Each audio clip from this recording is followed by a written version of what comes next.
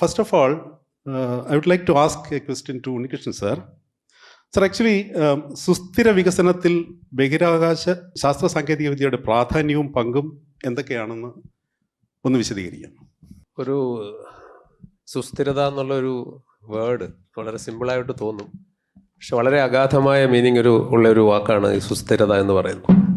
നമുക്കറിയാം, നമ്മൾ ജീവിക്കുന്ന ഈ ഭൂമിയിൽ ഇവിടെയുള്ള റിസോഴ്സസ്, എനർജി എല്ലാം വളരെ വളരെ ലിമിറ്റഡാണ്. നമ്മൾ ഫോസിൽ ഫ്യൂവൽ ആയാലും അല്ലെങ്കിൽ കൽക്കരി പോലുള്ള ഇന്ധനമായാലും അതിൻ്റെ റിസോഴ്സസ് ലിമിറ്റഡാണ്. പക്ഷെ നമുക്കറിയാം, ഈ ലോകത്ത് പോപ്പുലേഷൻ വളരെയധികം ക്രമാതീതമായിട്ട് കൂടുന്നു, റിസോഴ്സസുകൾ ലഭ്യത കുറയുന്നു. തന്നെയുമല്ല, മറ്റുള്ള ഉൽക്കകൾ അല്ലെങ്കിൽ അതുപോലെയുള്ള മെറ്റീരിയൽസ് വന്ന് പതിച്ച് ഭൂമിക്ക് അപകടമുണ്ടാകാനുള്ള സാധ്യത അത്ര കുറവല്ല. കാരണം നമുക്കറിയാം, ഇതുപോലുള്ള ഉൽക്കാപാതങ്ങൾ നേരത്തെയും ഉണ്ടായിട്ടുണ്ട്. ഇവിടെ നേരത്തെ നമുക്കറിയാം, ഭൂമിയിൽ ജീവിച്ചിരുന്ന ദിനോസറുകൾ പോലുള്ള ജീവികളുടെ എക്സ്റ്റിങ്ഷൻ പോലും അതുപോലുള്ള ഉൽക്കകൾ വന്ന് പതിച്ചിട്ടും അതിനുശേഷമുണ്ടായ സാമൂഹിക അല്ലെങ്കിൽ അന്തരീക്ഷത്തിലുണ്ടാകുന്ന മാറ്റങ്ങൾ കൊണ്ടാണ് എന്നൊരു തിയറിയുമുണ്ട്. അപ്പോൾ നമ്മൾ ബഹിരാകാശ ഗവേഷണത്തിൽ ഏർപ്പെട്ടിരിക്കുമ്പോഴും നമുക്കൊരു ഉത്തരവാദിത്വമുണ്ട്. നമ്മളോട് മാത്രമല്ല, അടുത്ത ജനറേഷനോട്, അടുത്ത തലമുറയോടൊരു ഉത്തരവാദിത്വമുണ്ട്. നമ്മൾ കൊടുക്കുന്ന ഭൂമിയായിക്കോട്ടെ അല്ലെങ്കിൽ പ്രപഞ്ചമായിക്കോട്ടെ ആസ് എ ഹോൾ. ബിക്കോസ് ഭൂമി, ഈ പറയുന്ന സ്പേസ് അല്ലെങ്കിൽ ഈ കോസ്മോസിനെ ഒന്നിനെ നമുക്ക് മാറി മാറി മാറി എടുക്കാൻ പറ്റില്ല. എല്ലാം കൂടെ കണക്റ്റഡ് ആണ്, ഇൻ്റഗ്രേറ്റഡ് ആണ്.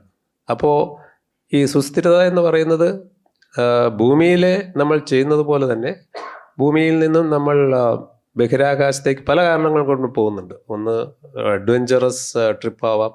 2, സാറ്റലൈറ്റ്സ് അതുപോലുള്ള കാര്യങ്ങൾ. 3, മനുഷ്യൻ തന്നെ പോകുന്നു. ഭൂമിയുടെ മാത്രമല്ല, ഭൂമി കഴിഞ്ഞ് ചന്ദ്രൻ, ഇപ്പോൾ മാഴ്സ്, അല്ലെങ്കിൽ ഈ സോളാർ സിസ്റ്റം കഴിഞ്ഞ് വേറെ എവിടേക്കോ എക്സോ പ്ലാനറ്റ്സ്, അവിടെ നമുക്ക് ജീവൻ്റെ തുടിപ്പുകൾ ഉണ്ടാവാം. ഒരുപക്ഷെ ഭൂമിയേക്കാൾ സുന്ദരമായ സ്ഥലങ്ങൾ ഉണ്ടാവാം. അങ്ങനെ മനുഷ്യൻ ഒരു കാലത്ത്, ഇന്നല്ലെങ്കിൽ നാളെ, തീർച്ചയായിട്ടും അത്തരം സ്ഥലങ്ങളിലേക്ക് കുടിയേറി പാർക്കുക. ഇപ്പം തന്നെ നമുക്കറിയാം, മാഴ്സിൽ മനുഷ്യനിർമ്മിതമായ ഏതാണ്ട് 7 ടണ്ണോളം വേസ്റ്റ് നമ്മൾ തന്നെ കൊണ്ട് ഡെപ്പോസിറ്റ് ചെയ്തിട്ടുണ്ട് മാഴ്സ് എന്ന് പറയുന്ന അല്ലെങ്കിൽ ചൊവ്വാഗ്രഹത്തിൽ. അപ്പോൾ മനുഷ്യൻ നമ്മൾ ഈ വികസനം എന്ന് പറയുമ്പം അതിനോട് അസോസിയേറ്റ് ചെയ്ത് ഒരു ഡിഗ്രഡേഷൻ ഓഫ് നേച്ചർ കാരണം നമുക്കറിയാം, ഇപ്പോൾ ഇൻഡസ്ട്രിയൽ റെവല്യൂഷൻ വന്ന ആ സമയത്തൊക്കെ വെസ്റ്റേണേഴ്സ് യൂസ് ചെയ്തൊരു പദമുണ്ടോ, എക്സ്പ്ലോയിറ്റേഷൻ, ചൂഷണം എന്നുള്ള വാക്കാണ് ഉപയോഗിക്കുന്നത്. ചൂഷണത്തിനൊരു നെഗറ്റീവ് കൊണോട്ടേഷൻ ഉണ്ട്. കാരണം നമ്മൾ എന്തെങ്കിലും എടുക്കുമ്പോൾ അവിടെ എന്തെങ്കിലും പ്രകൃതിക്ക് എന്തെങ്കിലും ഒരു ഇടിവ് സംഭവിക്കുന്നുണ്ട്. അപ്പം തീർച്ചയായിട്ടും നമ്മൾ ചെയ്യുന്ന ഓരോ കാര്യത്തിലും ഈ സുസ്ഥിരത എന്ന് പറയുന്നത് വളരെ പ്രധാനമാണ്. അത് ഇപ്പം നമുക്കറിയാം, ഈ സ്പേസ് ഫെയറിംഗ് എന്നുള്ളത് കുറച്ച് രാജ്യങ്ങളേ ഉള്ളൂ, ഈ റോക്കറ്റ് സ്വന്തമായിട്ട് വിക്ഷേപിക്കുന്നവർ. എല്ലാ രാജ്യങ്ങളും ഇപ്പോഴത്തെ ഇതുപോലുള്ള ഫ്യൂലുകൾ ഉപയോഗിച്ച് റോക്കറ്റുകൾ വിക്ഷേപിക്കുകയാണെങ്കിൽ തീർച്ചയായിട്ടും അന്തരീക്ഷത്തിൻ്റെ മലിനീകരണമാകുന്നത്, അതുപോലെ ഉണ്ടാകുന്ന പ്രശ്നങ്ങൾ വളരെ അധികമാണ്. അതുകൊണ്ട് പല മേഖലയിൽ, ഒന്ന്, പ്രൊപ്പൽഷൻ സിസ്റ്റം നമുക്കെങ്ങനെ ഗ്രീനറാക്കാം. അത് ഇവരെ പോലുള്ള സ്റ്റാർട്ടപ്സുകൾ അതിൽ ധാരാളം റിസർച്ച് ചെയ്യുന്നുണ്ട്. നമ്മളും അതുപോലെ gradually we are also migrating to greener propulsion like semi cryogenic, conventional HTPB അല്ലെങ്കിൽ UDMH NO ഫോർ കോമ്പിനേഷൻ ധാരാളം പ്രകൃതിയിൽ മലിനീകരണം ഉണ്ടാക്കുന്ന ഒരു കോമ്പിനേഷനാണ്. അപ്പം എങ്ങനെ നമുക്ക് ഇങ്ങനെ ഒരു പുതിയ ടെക്നോളജി കൊണ്ടുവന്ന് എങ്ങനെ കൂടുതൽ നമുക്കിതിനെ ഗ്രീനറാക്കാം. അതുപോലെ ഈ നമുക്കിപ്പോൾ ഉള്ളതെല്ലാം എക്സ്പെൻഡബിൾ ലോഞ്ച് വെഹിക്കിളാണ്. അതായത് ഓരോ സ്റ്റേജും ഉപയോഗം കഴിഞ്ഞ് കഴിഞ്ഞാൽ ടൺ കണക്കിന് മെറ്റീരിയൽ നമ്മൾ കടലിലേക്ക് വീഴിക്കുകയാണ്, അല്ലെ കടലിൽ പതിക്കുകയാണ്. അത് നമ്മൾ തിരിച്ചെടുക്കുന്നില്ല. അതുകൊണ്ടുണ്ടാകുന്ന പ്രശ്നം, ഒന്ന്, അത്രയും നഷ്ടം. 2, അതുണ്ടാക്കുന്ന environmental pollution. 3, cost of launch കൂടുതലാണ്, കോസ്റ്റ് ഓഫ് ലോഞ്ചിങ് സാറ്റലൈറ്റ്. അപ്പം നമുക്ക് ചിന്തിക്കേണ്ടത്, പല രാജ്യങ്ങളും ചെയ്യുന്നത് അതുപോലെയാണ്. ഇതുപോലുള്ള റോക്കറ്റ് ഭാഗങ്ങൾ നമുക്ക് തിരിച്ചു കൊണ്ടുവന്ന് റീസൈക്കിൾ ചെയ്ത് വീണ്ടും ഉപയോഗിക്കാൻ പറ്റും. അങ്ങനെ കോസ്റ്റ് കുറയ്ക്കാം, അതുകൊണ്ടുണ്ടാകുന്ന എൻവറോൺമെൻറ്റൽ പൊല്യൂഷൻ കുറയ്ക്കാം. അതുപോലെ പുതിയ നൂതന സാങ്കേതിക വിദ്യകളുടെ വികസനം, VSSC തന്നെ നമ്മൾ പല മേഖലയിലും അത്തരം ടെക്നോളജികൾ വികസിപ്പിക്കുന്നുണ്ട്. എങ്ങനെ പുനരുപയോഗം ചെയ്യാം, എങ്ങനെ നവീനമായ ടെക്നോളജികൾ, സാങ്കേതിക വിദ്യ, അതായത് ഇൻഫ്ലേറ്റബിൾ എയറോഡൈനാമിക്സ് ഡീസിലറേറ്റർ അതുപോലുള്ള നൂതനമായ സാങ്കേതിക വിദ്യകൾ ഉപയോഗിച്ചിട്ട് ഈ റോക്കറ്റിൻ്റെ ഭാഗങ്ങളെ എങ്ങനെ തിരിച്ചു കൊണ്ടുവരാം, സ്ലോ ഡൗൺ ചെയ്യാം, എങ്ങനെ അവയെ പുനരുപയോഗം ചെയ്യാം, ഇങ്ങനെ പല മേഖല. അതുപോലെ ഓക്സിജൻ, അന്തരീക്ഷത്തിലെ ഓക്സിജൻ നമുക്ക് എടുക്കാൻ പറ്റുമോ, അത് ഉപയോഗിച്ചിട്ട് അത് ഓക്സിഡൈസർ ആയിക്കൊണ്ടുള്ള പ്രൊപ്പൽഷൻ നടത്താൻ പറ്റുമോ, ഇങ്ങനെ പല മേഖലയിലും ചെയ്യുന്നുണ്ട്. അതിൽ ഏതാണോ കൂടുതൽ മച്യൂർ ആകുന്നത് അത്തരം ടെക്നോളജികൾ നമ്മളുടെ മിഷനിൽ ഇൻക്ലൂഡ് ചെയ്യും. അതുകൊണ്ട് ആത്യന്തികമായിട്ട് സുസ്ഥിരത എന്നുള്ളത് it has to be integrated into the design. നമ്മളും നമ്മുടെ ഒരു ഭാവി തലമുറയോടുള്ള ഒരു ഉത്തരവാദിത്തമാണത്. അത് നമ്മൾ മാത്രമല്ല, ലോകത്തുള്ള എല്ലാ രാജ്യങ്ങളും ഇതുപോലെ ഈ ഒരു കെയർ എടുക്കണം എന്നാണ് എൻ്റെ പ്രതീക്ഷ. Thank you, sir. There is a totality of the system, ranging from Earth to the cosmos. Sir, actually, information technology, വിവര സാങ്കേതിക വിദ്യ എല്ലാ രംഗങ്ങളിലും ഇന്ന് വളരെയേറെ ഉപയോഗിക്കുന്ന ഒരു ആസ്പെക്റ്റാണ്, ഒരു ടോപ്പിക്കാണ്. സ്പേസ് ടെക്നോളജിയിൽ it is all the more important because what we get is images, extraction of geophysical parameters or inferences of ബാക്കി അതിൽ നിന്ന് ഡെറൈവബിൾ പാരാമീറ്റേഴ്സ്, അതിൻ്റെ optimum information tapping and communication, ഇത് ഇൻഫർമേഷൻ ടെക്നോളജി ഡിപ്പെൻഡ് ചെയ്യും. എനിക്ക് അജയശങ്കർ സാറിൻ്റെ അടുത്ത് ചോദിക്കാനുള്ളത്, ഏതൊക്കെ രീതിയിലാണ് ഇൻഫർമേഷൻ ടെക്നോളജി സ്പേസ് ടെക്നോളജിയിൽ വാല്യൂ ആഡ് ചെയ്യാൻ പറ്റുന്നത്? ഞാനതിന് ഉത്തരം പറയുന്നതിന് മുമ്പ് ഒന്ന് രണ്ട് കാര്യം പ്രിഫേസ് ചെയ്ത് പറയാനായിട്ട് ആഗ്രഹിക്കുന്നു. VSSCയും ISRO എല്ലാം പതുക്കെ ഭൂമി വിട്ട് മറ്റ് ഗ്രഹങ്ങളെ അവിടെ അതിന് ചുറ്റും കറങ്ങാനാണെങ്കിലും അതിലൊരു യന്ത്രം കൊണ്ട് ഇറക്കാനാണെങ്കിലും ഒക്കെ പരിശ്രമിക്കുന്ന സ്ഥാപനമാണ് നിങ്ങൾ പ്രവർത്തിക്കുന്ന സ്ഥാപനം.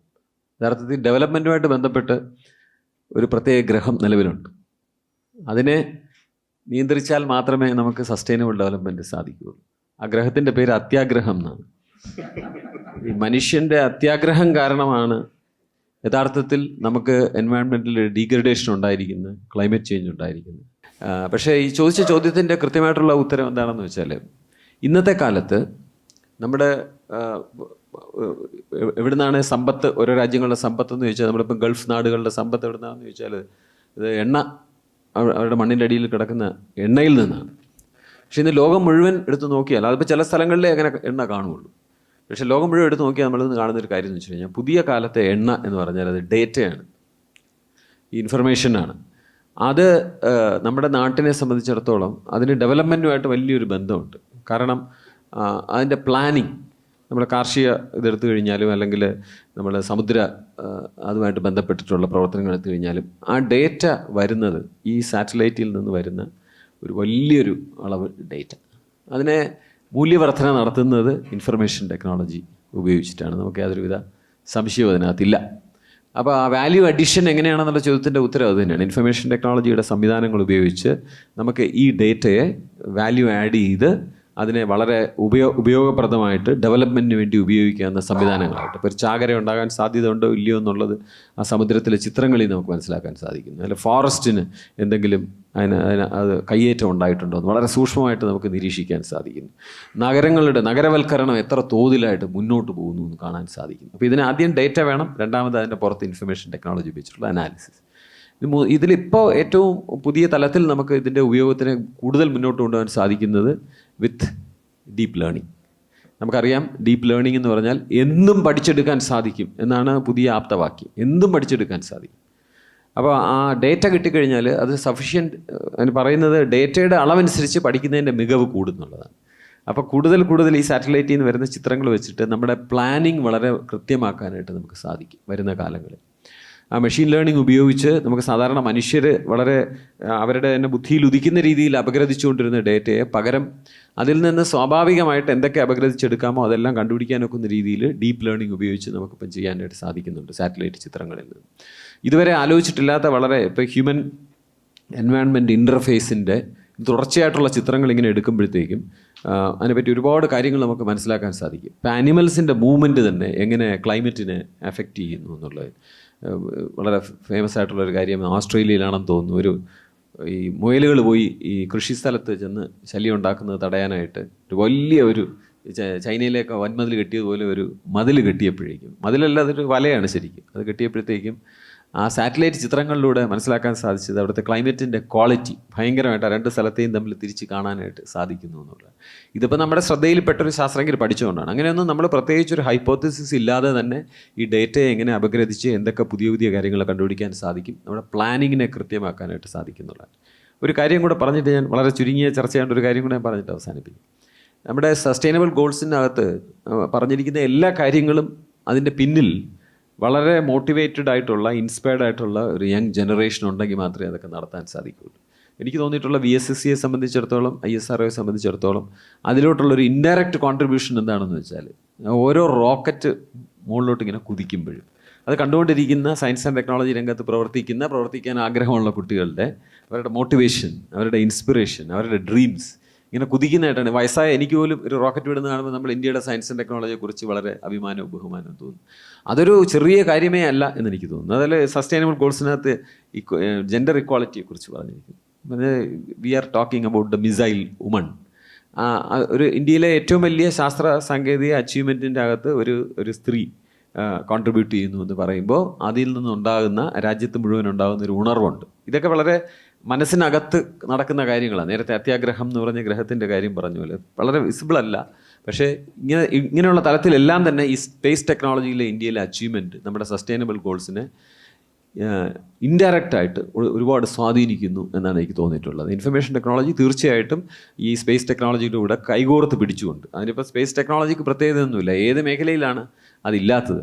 VSSC അല്ലെങ്കിൽ ഇസ്രോയുടെ ഈ മിഷൻസ് കൊണ്ടുവന്നുകൊണ്ടിരിക്കുന്ന ഈ data will become an invaluable asset for the country and for the whole region എന്നാണ് എനിക്ക് തോന്നുന്നത്. Thank you, sir. It was inspiring and taking us to the new vistas. വികസനത്തിൻ്റെ മറ്റൊരു പരിണിത ഫലം എന്ന് പറയുന്നത് എൻവറോൺമെൻറ്റൽ ഡീഗ്രഡേഷനാണ്. You can not sometimes avoid it. Jayakumar sir, space technology വഴി എങ്ങനെയാണ് എൻവറോൺമെൻറ്റൽ മോണിറ്ററിങ്, അത് പാരിസ്ഥിതിക നിരീക്ഷണവും പാരിസ്ഥിതിക ഡീഗ്രഡേഷൻ, എൻവറോൺമെൻറ്റൽ ഡീഗ്രഡേഷന് അതിജീവിക്കാനും കഴിയുന്നത്? Especially the future war, somebody told that it will be on water. What is your say on that? എനിക്കൊന്ന് current war is on water. നമ്മുടെ somebody has done a analysis of wars in the last 100 years or so, around 26,000 border over the border ഉണ്ട്. അതിൽ 89% വാട്ടറാണ്. Whether it is Palestinian Israel or all the tussle which China does to India is controlling glaciers. So the war is already there. എനിക്ക് തോന്നുന്നു 2-3 കാര്യങ്ങൾ. ഒന്ന്,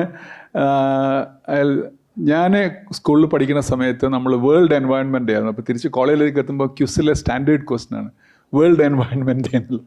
അപ്പോൾ ഞങ്ങളൊക്കെ world environment day കൊണ്ടാണ് വന്നിട്ടുള്ളത്. അപ്പോൾ ഈ വികസനത്തിൻ്റെ പ്രശ്നത്തിനെ കുറിച്ച് രാജീവ് പറഞ്ഞൊരു ചോദ്യത്തിൽ 1970കളിൽ നമ്മളുടെ ഒരു വർഷം നമ്മൾ ഉപയോഗിക്കുന്ന റിസോഴ്സസും ഭൂമി ഉണ്ടാക്കുന്ന റിസോഴ്സസും കൂടെ നോക്കിക്കഴിഞ്ഞാൽ നമുക്ക് ഒരു പ്ലാനറ്റ് ആവശ്യത്തിന് മതിയായിരുന്നു. 1971 ഒരു ഡാറ്റ പറയുകയാണെങ്കിൽ ഒരു വർഷം ഭൂമി ഉണ്ടാക്കുന്ന വിഭവങ്ങൾ നമ്മൾ ഉപയോഗിച്ച് തീർന്നിരുന്നത് ഡിസംബർ 25 തീയതിയായിരുന്നു. അപ്പോൾ നിയർലി ഒരു പ്ലാനറ്റ് നമുക്ക് സഫിഷ്യൻ്റ് ആയിരുന്നു. ഇന്ന് നമുക്ക് 1.75 പ്ലാനറ്റ്സ് ഉണ്ടെങ്കിൽ നമുക്ക് നമ്മുടെ റിസോഴ്സസ് മീറ്റ് ചെയ്യുള്ളൂ. ഇന്ന് ലോകത്ത് ഏറ്റവും കൂടുതൽ ഉപയോഗിക്കുന്ന, അല്ലെങ്കിൽ ഒരു പക്ഷേ താല്പര്യമുള്ളവർ, ഭൂമിയെക്കുറിച്ച് ആകുലതരായിട്ടുള്ളവർ വേൾഡ് എൻവയോൺമെൻറ്റ് ഡേ സെലിബ്രേറ്റ് ചെയ്യാറില്ല. അവർ സെലിബ്രേറ്റ് ചെയ്യുന്നത് എർത്ത് ഓവർഷൂട്ട് ഡേ ആണ്. എർത്ത് ഓവർഷൂട്ട് ഡേ ആണ് ഞാൻ പറഞ്ഞത് 1971 ഡിസംബർ 25 ആയിരുന്നു. നമുക്ക് 2021 അത് ജൂലൈ 30 22 ജൂലൈ 29. അപ്പോൾ അതിൽ കാണിക്കുന്നത് ഓവർ ദ ഇയേഴ്സ് ഈ മാറ്റത്തിന് ഇത്ര കൃത്യമായിട്ട് മനസ്സിലാക്കാൻ പറ്റിയിട്ടുള്ളതിൽ സ്പേസ് ടെക്നോളജിക്ക് വലിയൊരു റോളുണ്ട്. നമ്മളിന്ന് വിൽഡർനെസ്സിനെ കുറിച്ച് പറയും. എനിക്ക് തോന്നുന്നു അതിൽ ഏറ്റവും തമാശയുള്ളൊരു കാര്യമുണ്ട്. വിൽഡർനെസ്സിൽ ലോകത്തിലുള്ള വന്യത എന്തുമാത്രമുണ്ട് എന്നുള്ളതിനെക്കുറിച്ച് നോക്കിയാൽ സമുദ്രങ്ങളുടെ 13%, കരയുടെ, അന്റാർട്ടിക്ക ഒഴിവാക്കിയിട്ടുള്ള കരയുടെ 23% വന്യതയുള്ള വന്യത എന്ന് നമ്മൾ വിൽഡർനെസ് എന്ന് പറയുന്നതെന്ന് ലോകത്തിൽ ബാക്കിയുള്ളത്. അതിൽ വാറിന് വലിയൊരു കോൺഫ്ലിക്റ്റ് ഉണ്ട്. ഇപ്പോൾ റഷ്യൻ ഉക്രൈൻ വാറിൻ്റെ ഭാഗമായിട്ട് കുറച്ചധികം വന്യത നശിച്ചിട്ടുണ്ട്. കാരണം ലോകത്തിൽ ഏറ്റവും കൂടുതൽ വന്യതയുള്ള ഒരു രാജ്യം റഷ്യയാണ്. നമ്മുടെ മൊത്തം വന്യതയെ കണക്കാക്കുകയാണെങ്കിൽ ഏകദേശം 5 രാജ്യങ്ങളിലാണ് ലോകത്തിലുള്ള ഏറ്റവും കൂടുതൽ വന്യതയുള്ളത്. അതിൻ്റെ നാശത്തിനെക്കുറിച്ച് ഇന്ന് നമ്മൾ പറയുമ്പോൾ അതിൻ്റെ പ്രധാന കാരണം ലോ ഗാർഡിയൻഷിപ്പാണ്. അതായത് ഉള്ള വിഭവത്തിനെ നോക്കി സൂക്ഷിക്കാനുള്ള, എനിക്ക് തോന്നുന്നു ആർട്ടിഫിഷ്യൽ ഇൻ്റലിജൻസൊക്കെ വരുമ്പോൾ കുറച്ചുകൂടെ ഭേദമാവുമെന്ന് അറിയില്ല. പക്ഷേ എനിക്ക് പലപ്പോഴും ഇത് തിരിച്ചാണ്. കാരണം നമ്മുടെ ബേസിക് ഡാറ്റ സെറ്റ് എന്നാണ് ആർട്ടിഫിഷ്യൽ ഇൻ്റലിജൻസ് വർക്ക് ചെയ്യുന്നത്. ആ ബേസിക് ഡാറ്റ സെറ്റ് വളരെ ഡയറക്ഷൻ തെറ്റിക്കിടക്കുകയാണെങ്കിൽ വലിയ പ്രോബ്ലം. എനിക്ക് തോന്നുന്നു ഇന്ന് ഒരുപാട് കാര്യങ്ങളിൽ നമ്മൾ ഇന്ന് സംസാരിക്കുമ്പോൾ പലപ്പോഴും സസ്റ്റൈനബിലിറ്റിയുടെ ഒരു ചോദ്യം വരുമ്പോൾ പറയുന്നൊരു കാര്യമുള്ളത് 40% ഓഷ്യൻ പ്ലാസ്റ്റിക് കൊണ്ട് കവേർഡാണ്. എഗെയിൻ ഡാറ്റ വരുന്നതിൻ്റെ ഒരു വലിയ സാറ്റലൈറ്റ് ഇമേജറി എന്നാണ് ഈ ഡാറ്റ മുഴുവൻ വരുന്നത്. പക്ഷേ അതിൻ്റെ അപ്പുറത്തേക്ക് ഒരു കലക്റ്റീവ് ഗ്ലോബൽ ആക്ഷൻസ് ഉണ്ടോ എന്ന് ചോദിച്ചു കഴിഞ്ഞാൽ അവിടെ നമ്മൾ വല്ലാതെ പസിലിയാണ്. എനിക്ക് പലപ്പോഴും തോന്നിയിട്ടുള്ളത് നമ്മളൊരു ഇൻഡിവിജ്വൽ സ്പേസ്, ഇപ്പം ഞാൻ രാജീവനോട് കുറച്ച് അടുത്ത് നിൽക്കുകയാണെങ്കിൽ മിക്കവാറും കസേല കുറച്ചങ്ങോട്ട് നീക്കിയിരിക്കും, അല്ലെങ്കിൽ 2 രാജ്യങ്ങൾ തമ്മിൽ അവരുടെ എല്ലാ കാര്യങ്ങളും. പക്ഷെ നമ്മൾ തീരെ ചിന്തിക്കാത്തത് മോഡേൺ സയൻസ് വളരെ കൃത്യമായിട്ട് നമുക്ക് പറയുന്നത് നമുക്ക് 9 പ്ലാനറ്ററി ബൗണ്ടറീസ് ഉണ്ട്. അതിൽ 6ഉം ബ്രീച്ച് ചെയ്തിട്ടുണ്ട്. അതിൽ ഏറ്റവും സിവിയറായിട്ട് നമ്മൾ പ്രോബ്ലം ഉണ്ടായിട്ടുള്ള ഒരു ഏരിയ ക്ലൈമറ്റാണ്. അപ്പോൾ ഇതിൽ എങ്ങനെയാണ് ഈ ഇത്രയധികം ഒരു 9 പാരാമീറ്റേഴ്സ് ഉള്ള അല്ലെങ്കിൽ 9 ക്ലൈമറ്റ് ബൗണ്ടറീസിൽ 6 ബൗണ്ടറിയും ബ്രീച്ച് ചെയ്തൊരു പ്ലാനറ്റിൽ എന്തുമാത്രം സേഫാണ് നമ്മുടെ മുന്നോട്ടുള്ള പോക്കെന്ന് നോക്കുമ്പോൾ എനിക്ക് തോന്നുന്നു അതിൽ നമുക്കൊരു വലിയൊരു റാഡിക്കൽ ഷിഫ്റ്റാണ് ആവശ്യമുള്ളത്. ഒരു സിസ്റ്റം ചേഞ്ച് നമുക്ക് ആവശ്യമുണ്ട്. ആ സിസ്റ്റം ചേഞ്ചിനുള്ള ഡാറ്റ നമുക്ക് ഒരുപാട് സ്പേസ് ടെക്നോളജി എന്ന് വരുന്നുണ്ട്, അല്ലെങ്കിൽ ഇൻഫർമേഷൻ ടെക്നോളജി എന്ന് ഞാൻ പറയില്ല, അത് ഒരു കമ്മ്യൂണിക്കേഷനാണ് ഇൻഫർമേഷൻ ടെക്നോളജി കൂടുതൽ ഉപയോഗിക്കുന്നത്. അത്തരത്തിൽ ഒരുപാട് കാര്യങ്ങൾ വരുന്നുണ്ട്. പക്ഷേ അതിൻ്റെ മറുവശത്തുള്ള ഒരു പ്രശ്നമുള്ളത് മനുഷ്യൻ എന്തുമാത്രം ഒരു ചോദ്യങ്ങൾ ചോദിക്കുന്ന ഒരാളാണെന്നുള്ളത് വലിയൊരു തമാശയുള്ളൊരു കാര്യമാണ്. കാരണം എനിക്ക് തോന്നുന്നു ഞാൻ ഷാരൂഖ് ഖാൻ ഒരു ബ്രാൻഡിൻ്റെ പേര് പറയുന്നില്ല, ഒരു പെയിൻ്റ് അടിച്ചിട്ട് പറയും ഈ മുറി ഇപ്പോൾ നവജാത ശിശുവിന് സുരക്ഷിതമാണെന്ന് പറയും. അപ്പോൾ നമ്മൾ ആരെങ്കിലും ചോദിച്ചു അപ്പോൾ ഇതിന് മുന്നേയുള്ള പെയിൻറ്റുകളൊന്നും സുരക്ഷിതമായിരുന്നില്ലേ എന്നുള്ളത് ചോദിച്ചു.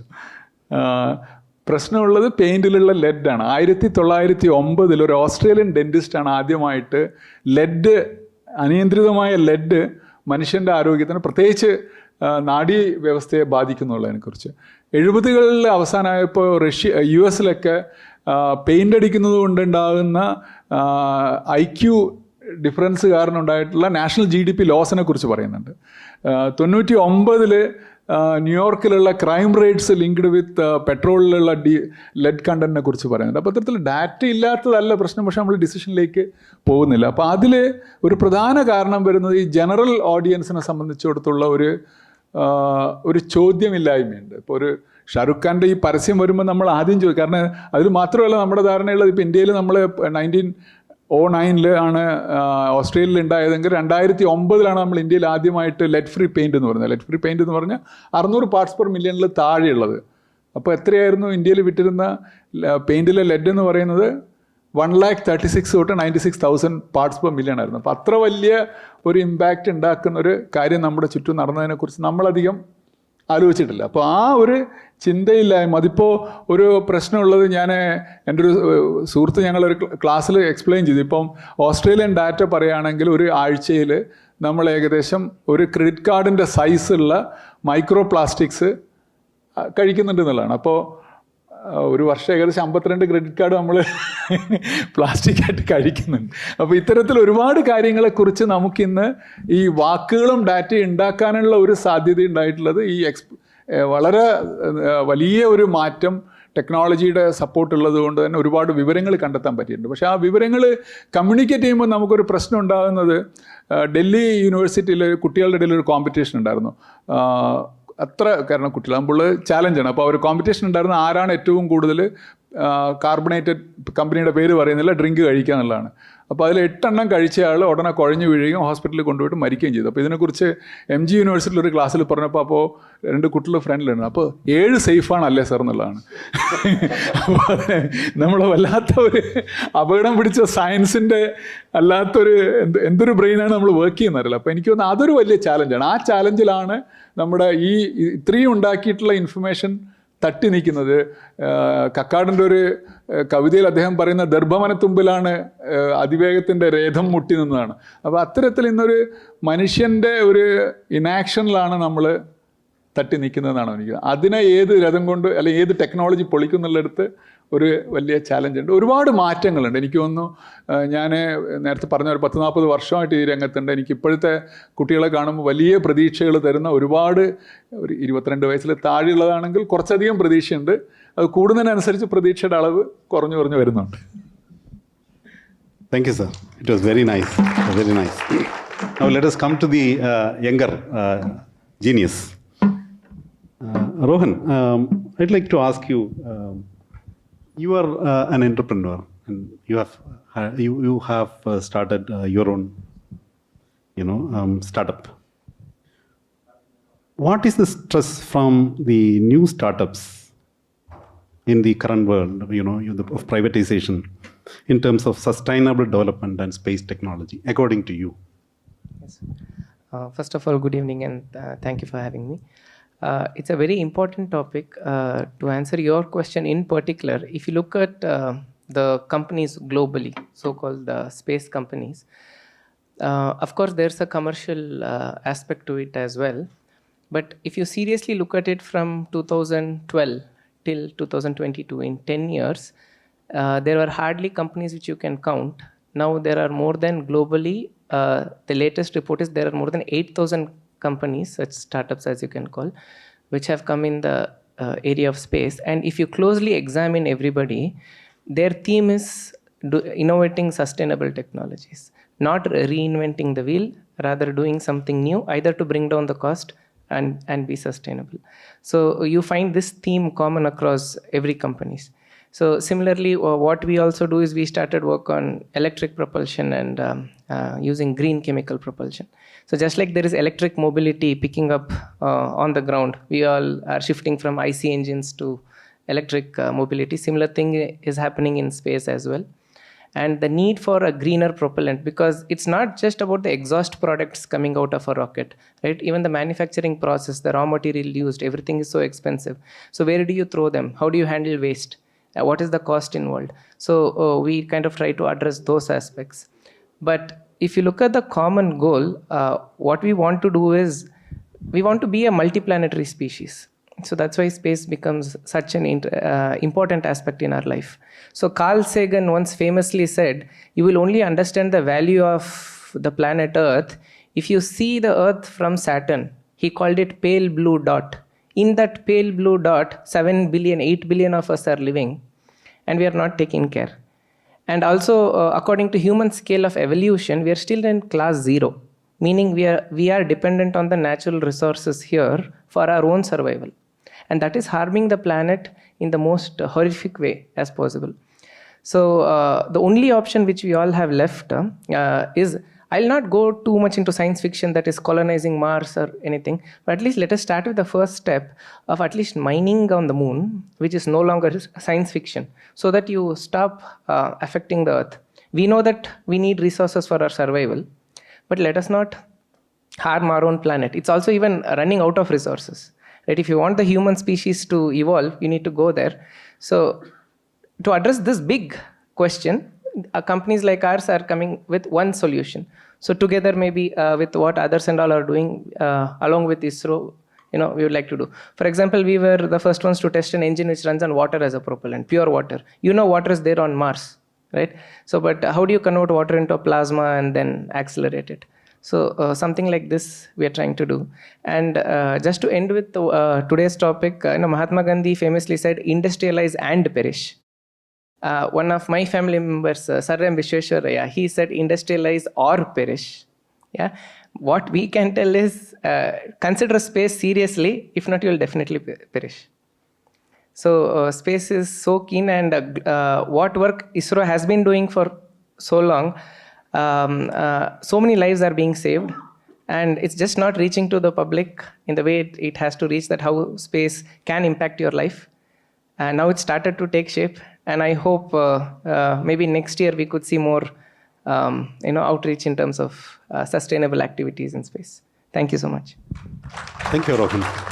It was a very nice answer, taking you to the vision and future. Anirudh, I would like to ask you, space technology also has adverse effects, at least the way we practice it today. Maybe very minimum, but it is there. What is your say on that and how to mitigate? So I would start with a brief introduction about what we do at Diganthara. Since sustainability is the topic that is core of our company. So we started this company with the aim of creating sustainability in space. So which is towards, kind of understanding what is happening in space and creating mitigation measures to it. So space race started in 1957 when Russia launched its first satellite Sputnik on October 4th. So since then till now, we have seen the industry flourish. We have a lot of satellites up there. So for every industry to grow, there has to be sustainability hand in hand with the flourishment that the industry sees. So which is why United Nations came up with Sustainable Development Goals, and we have around 17 of them, in which these 17 of them were consolidated from 169 targets. And most of these are directly or indirectly, most of these activities are directly or indirectly monitored from space. And space technology is being one of the key aspects for the flourishment of these SDG goals. So space is one such important aspect in human life, directly or indirectly. Just to give you an example, from the time we see our phones to whatever we do in stock markets, GPS, whatnot, emails, etc., we are dependent on space-based assets in our daily lives, apart from the industrialization that we see. And most of it, like 65 of the targets among 169, are directly benefited from Earth observation satellites. And when we are seeing hand-in-hand growth in the industry, both on the commercial side and on the public side, when there are a lot of satellites being launched, there is a need to preserve the orbits. We think space is finite, but the space that is near to us, the planet, is not finite. Not infinite. It is pretty much finite. So there is a requirement for us to, preserve that, reuse the orbits that we already have by creating measures, by understanding what is happening. As a step towards that, we are launching satellites to track objects in space, characterize them, and to be able to understand situation awareness about what is happening in the orbit. And the idea came from an analogy that I was probably thinking when I was a student in the university from the aviation sector. So in aviation, when the industry started growing, there was a requirement to have a backbone or an architecture that can, help aviation industry flourish, which was understanding what is happening in the aviation or airspace, which is air traffic surveillance. So in space, when industry flourishes at a rapid pace, we require a similar infrastructure for us to control or mitigate the adverse effects, like you rightly pointed out. So we already have seen several examples of adverse effects in space. From the recent example that I can give you is SpaceX launching around 40 satellites, Starlink, and all of it were lost due to a geomagnetic storm. So it is important for us to also predict and understand the movements of the object and the environment in the outer space, which will help us to, kind of flourish civilization on Earth. And like Rohan rightly pointed out, science fiction about colonizing Mars is, pretty much far away, I would say. But for us to take that as a first step, we'll have to preserve what we have. And that will be the first step towards understanding how we can grow as a world and how we can explore the other planets for us to be a sustainable species. So by this, I would like to end by saying 3 important points. The first point is the orbits on which we all are dependent on is at risk. Directly or indirectly, we are dependent on space-based capabilities and assets. So the third point is it is right time for us to act and kind of create mitigation measures or prevent any adverse effects in any of these sector that we see, which is why sustainability and any industry flourishment has to go in hand for anything to happen in a positive manner. ഇന്ന് നമ്മൾ എന്താണ് സുസ്ഥിരമായ space programme, സുസ്ഥിരത ഭൂമിയിലോ മാത്രമല്ല space അല്ലെങ്കിൽ അന്യഗ്രഹം, അതിനെക്കുറിച്ചാണ് പ്രധാനമായിട്ടും നമ്മൾ ഡിസ്കസ് ചെയ്തത്. പക്ഷേ ഇതൊരു ജസ്റ്റ് ഒരു ചർച്ചയിൽ ഒതുങ്ങി നിർത്തി തീർക്കേണ്ട ഒരു വിഷയമല്ല. നമുക്കെല്ലാവർക്കും ഉണ്ട് അതിനകത്ത് ഒരു റോൾ. അത് ISRO മാത്രമല്ല, ഈ സസ്റ്റൈനബിലിറ്റി എന്നുള്ളത് ജീവിതത്തിൻ്റെ എല്ലാ ഭാഗത്തും. അതാണ് നേരത്തെ പറഞ്ഞ ഈ 4R എന്ന് പറയുന്നത്. അതായത് റെഡ്യൂസ്, അത് കുറയ്ക്കുക, റീസൈക്കിൾ, വീണ്ടും ഉപയോഗിക്കുക, റീഫർബിഷ്, റിക്കവർ, ഇതുപോലുള്ള കാര്യങ്ങൾ ചെയ്യാതെ തീർച്ചയായിട്ടും നമുക്ക് ഈ ഒരു സസ്റ്റൈനബിലിറ്റി എന്നുള്ള ഈ ഒരു വാക്ക് പ്രാവർത്തികമാക്കാൻ പറ്റില്ല. അത് ശുഭോദാർക്കമായിട്ട് കാര്യം എന്ന് പറഞ്ഞാൽ പലരും അത് ചെയ്യാൻ തുടങ്ങിയിരിക്കുന്നു. കാരണം ഈ കഴിഞ്ഞ കോവിഡ് കാലത്ത് ലോകം മുഴുവൻ വീട്ടിനകത്താക്കാൻ പറ്റിയ ഒരു ചെറിയ അണുവിന്, അതോടുകൂടി മനുഷ്യന് മനസ്സിലായി അവൻ മാത്രമല്ല പലർക്കും അവനെ അതുപോലെ ആക്കാം. അപ്പോൾ തീർച്ചയായിട്ടും വാട്ട് ഈസ് ബിയോണ്ട് എർത്ത്, ഇതൊരു ക്വസ്റ്റ്യനാണ്. ബിയോണ്ട് എർത്ത് എന്ന് പറഞ്ഞാൽ എർത്തിനെ നശിപ്പിച്ചിട്ട് പോകാനല്ല, എർത്ത് കൂടുതൽ എങ്ങനെ സസ്റ്റൈനബിളാക്കി നിലനിർത്താം എന്നുള്ളത് എനിക്ക് തോന്നുന്നത് ഈ ചർച്ച കൂടുതൽ ശക്തമാവും. തീർച്ചയായിട്ടും ഇത്തരം തീമുകളെടുത്ത് സംസാരിക്കുമ്പോൾ ഇത് ഒരാളെങ്കിലും അല്ലെങ്കിൽ അതിനെക്കുറിച്ചൊരു സ്ഫുലിംഗം ഉണ്ടാക്കി കഴിഞ്ഞാൽ അത് അവർ പിന്നെ ചെയ്യുന്നൊരു കോൺട്രിബ്യൂഷനായിരിക്കും തീർച്ചയായിട്ടും ഭാവിയിൽ നമുക്ക് പ്രയോജനപ്പെടുന്നത്.